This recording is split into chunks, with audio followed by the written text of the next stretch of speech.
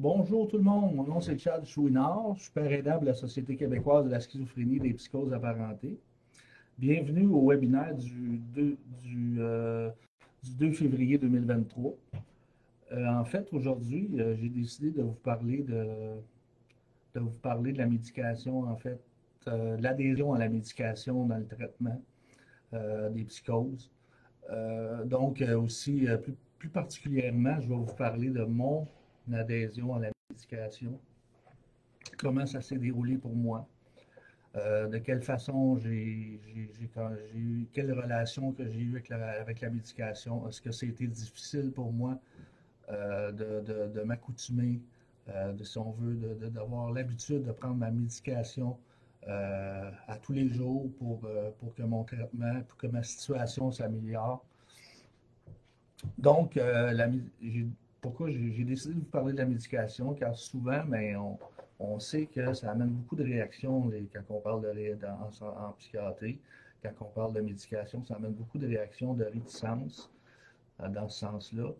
Euh, Puis c'est souvent par manque d'information, par cause de la stigmatisation que le refus de traitement survient, en fait. Euh, donc, c'est important, c'est important d'avoir une médication qui nous convienne bien. Parce que, euh, pourquoi c'est important la médication? Pourquoi, quand on a une problématique de santé mentale, on a besoin d'une médication? C'est pourquoi on nécessite une prise de médicaments? C'est dans un premier temps, comme pour le traitement pour la schizophrénie, c'est pour éliminer la psychose, en fait. Puis la médication, il ne faut pas oublier que c'est le premier stabilisateur en fait du rétablissement. C'est lui qui va venir amener, si on veut, l'équilibre entre le mental et le physique. Et puis, ça va permettre, en fin de compte, d'avoir une meilleure stabilité pour être capable de commencer à fonctionner mieux dans la vie. Mais par contre, on sait que souvent que la médication peut amener des inconforts, peut amener des effets secondaires, des effets désagréables. Donc, il ne faut pas nécessairement arrêter sa médication pour ça. Il faut tout simplement, en collaboration avec son médecin, de changer de médicament s'il faut. Il existe plusieurs sortes d'antipsychotiques aujourd'hui. Il y en a de vieilles générations, il y en a de nouvelles générations. Puis dans les nouvelles générations, entre autres, il y a un nouveau qui vient de sortir, le Vralor. Les spécialistes travaillent dans ce sens-là pour être capables de développer de la médication qui va venir jouer sur les symptômes parce que la médication va aider à réduire les symptômes positifs. Mais pour les symptômes négatifs, souvent pour la médication n'a pas beaucoup d'impact. Mais les nouvelles molécules maintenant, comme le Vralor, ils ont travaillé sur la molécule pour que ça vienne agir sur les symptômes négatifs. Bon, la science nous démontrera si c'est efficace. On dit que la médication, est très présente dans la vie des personnes qui vivent avec les problèmes de santé mentale. C'est normal. Parce que quand on est hospitalisé, c'est ça qu'on nous présente, une médication. On essaie de nous faire comprendre que c'est nécessaire. Puis c'est nécessaire, c'est un outil de rétablissement. Ça peut aussi devenir un sujet d'inquiétude et même de controverse pour les personnes, en fait, là, parce qu'il y a des personnes, comme je disais tantôt, souvent qui vont dire, bah, mais moi, ils vont être dans le déni, ils vont dire, je suis pas malade, donc j'ai pas besoin de médicaments. Donc, il y a cette situation-là, puis il y a aussi les gens qui vont avoir tout de suite des effets secondaires avec la médication, puis au moindre inconfort, ils vont arrêter leurs médicaments. Mais ce qu'il faut faire, il faut tout simplement s'adresser à son médecin, puis lui parler, d'échanger avec lui pour lui dire que il y a des effets secondaires qui sont désagréables pour nous, puis qu'on ne peut, en fin de compte, là, fonctionner avec. Donc, il y a des moyens d'utiliser une autre médication, un autre traitement qui va en fin de compte, qui va marcher pour la personne. La prise de médication, ça constitue la pierre angulaire du traitement de la schizophrénie, en fait. Parce que les antipsychotiques, ce qu'ils ont comme propriété, ils viennent contrôler l'évolution des délires, des hallucinations. Ça vient faire taire les voix. Des fois, ça les enlève pas complètement, mais au moins, ça diminue l'intensité. Pour certains, ça les élimine complètement. Ça enlève les pensées étranges, de l'incohérence dans le langage, puis une rémission qui permet de prévenir les rechutes. En fin de compte, la médication prévient, c'est essentiel au rétablissement parce que ça prévient les rechutes. Puis les antipsychotiques, en fait, ce qu'ils ont de particulier, c'est qu'ils bloquent la dopamine, en fin de compte, un surplus de dopamine. C'est là que c'est efficace pour venir, c'est là que c'est l'efficacité qui vient pour travailler sur les symptômes positifs de la schizophrénie, comme les hallucinations, les idées délirantes.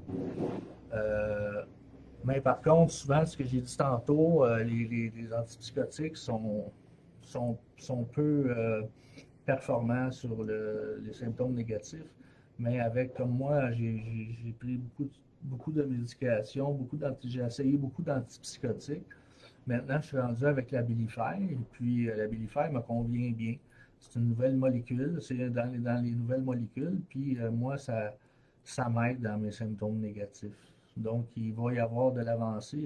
Pour certaines personnes, ça peut être un autre médicament, ça peut être le Seroquel, ça peut être le Zyprexa ou autre.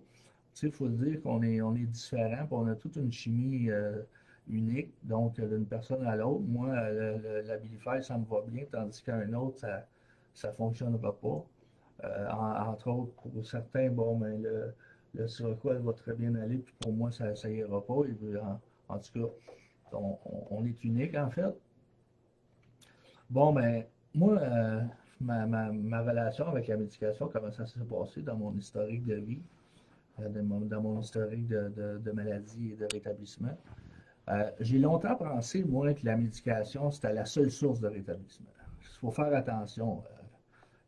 Faut faire attention, il faut quand même prendre conscience que la médication fait une partie du rétablissement et il y a une autre partie qui doit être faite par la personne, un travail sur soi et aussi en complémentarité, une certaine psychothérapie qui va permettre à aider la personne en plus d'avancer davantage et en éliminant ses difficultés et pour l'aider à avancer. Euh, dans mon parcours de rétablissement, en fait, j'ai eu mal à partir avec la médication. En fait, au début, je ne répondais pas bien à la médication. Il a fallu les électrochocs, en fait, pour me sortir de ma première psychose en 1994. Parce que, en fait, là, il n'y avait aucune médication qui répondait. Donc, c'était l'avenue qui avait été proposée à mon entourage là, pour me sortir de la psychose. Et j'ai eu les traitements d'électrochoc et ça a fonctionné. Puis qu'est-ce que ça le fait? C'est par la suite, ça vient stimuler les neurotransmetteurs, le courant synaptique.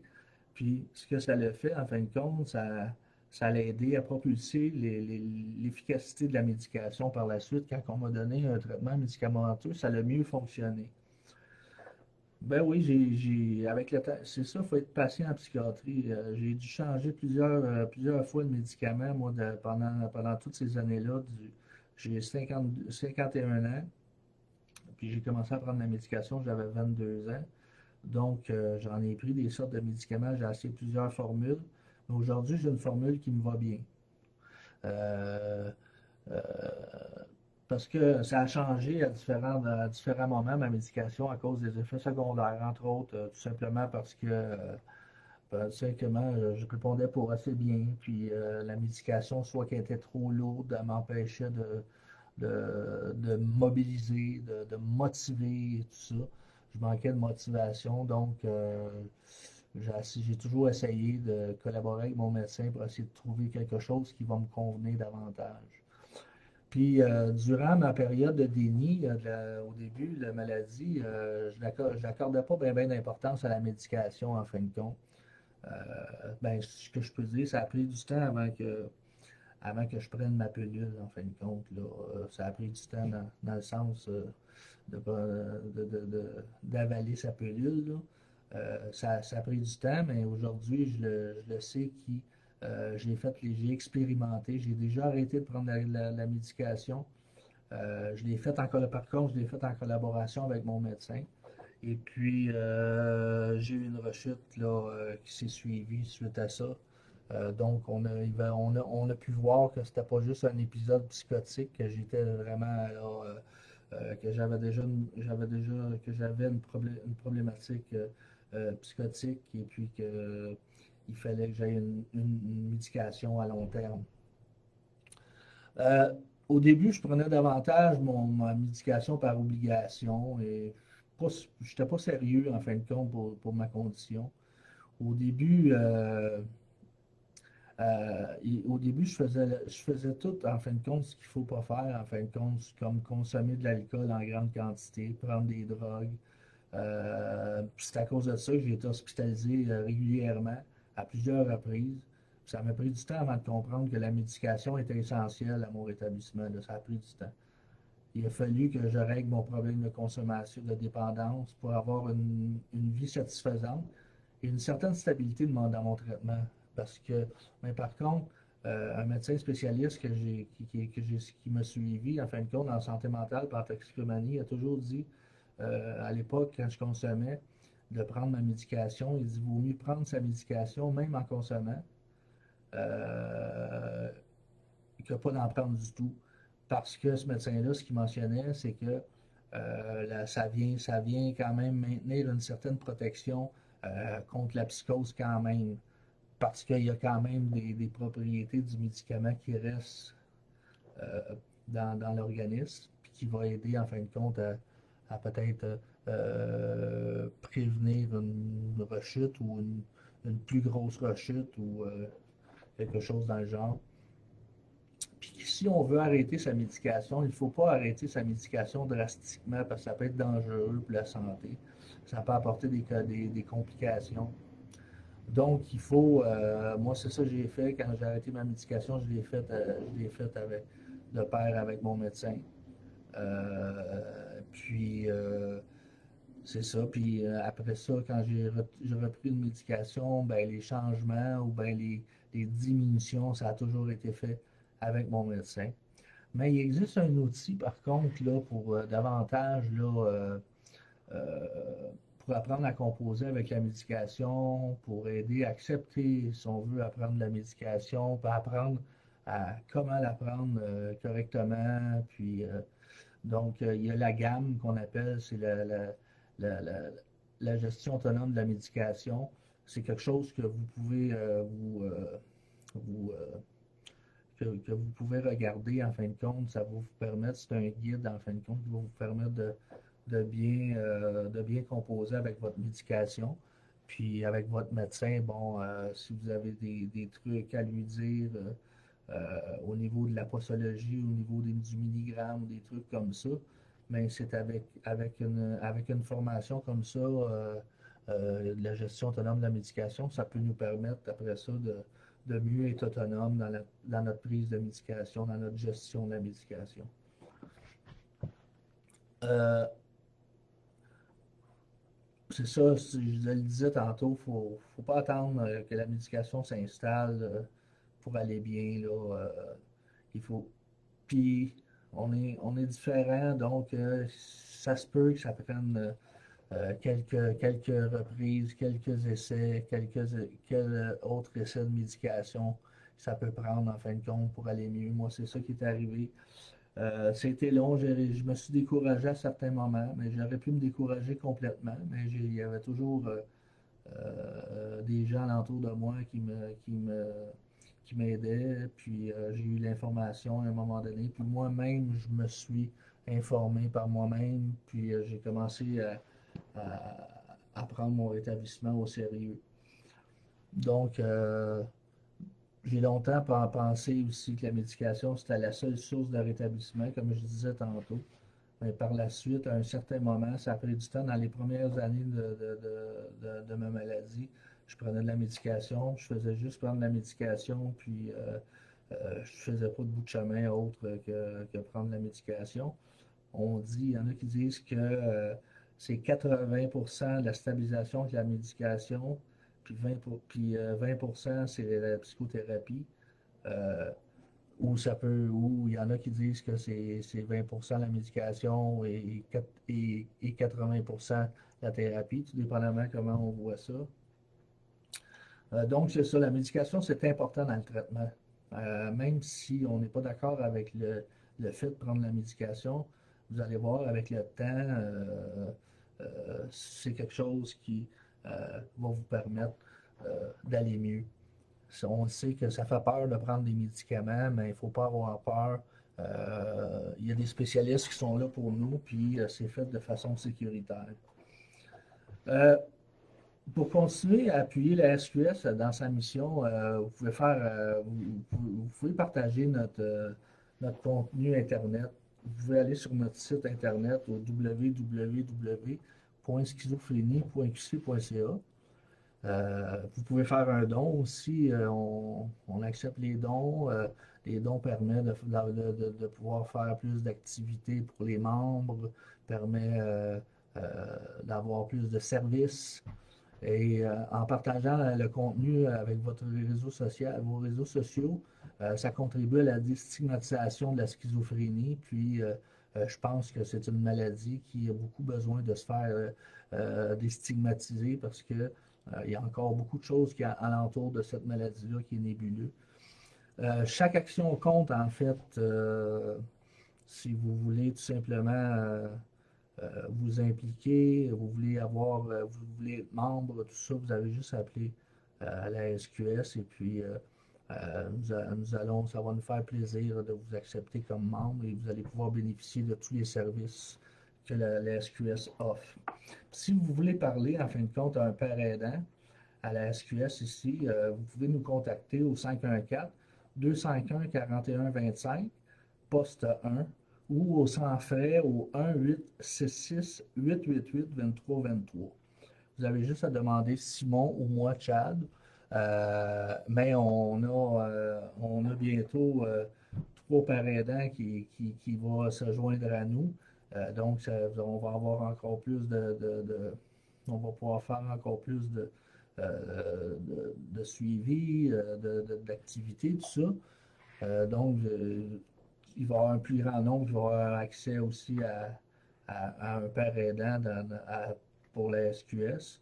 Puis aussi, si vous voulez parler aussi à des membres de la famille qui ont de l'expérience, soit avec un proche, qui ont aidé leurs proches à s'en sortir, qui sont toujours là pour leurs proches, on a des spécialistes, nous autres, à la, à la SQS, c'est les pères aidants de famille, en fin de compte, c'est des personnes qui vivent avec la maladie de leurs proches et qui sont là pour les accompagner, puis sont là aussi pour vous écouter, puis vous accompagner aussi parce qu'ils ont passé par là. Comme nous, c'est comme nous, les pères aidants, on a passé par la maladie, puis on peut aider dans ce sens-là, puis d'accompagner. Donc, sur ce, je vous souhaite une bonne journée, puis à la prochaine, puis je vous dis, si vous avez à prendre de la médication, n'hésitez pas. Vous avez simplement qu'à à vous informer davantage. Puis si ça ne vous convient pas, vous avez des droits. Vous avez le droit de changer de médicament. Faites-le avec votre médecin. Et puis, vous allez voir que ça va bien aller. Parce qu'il n'existe pas juste une formule. Il existe plusieurs formules. On est tous différents. On est tous uniques. On a toute une chimie différente. Donc, c'est sûr qu'il y a un traitement, il y a un traitement quelconque qui convient à chacune des personnes. Sur ça, je vous souhaite une belle journée, puis à la prochaine. Au revoir.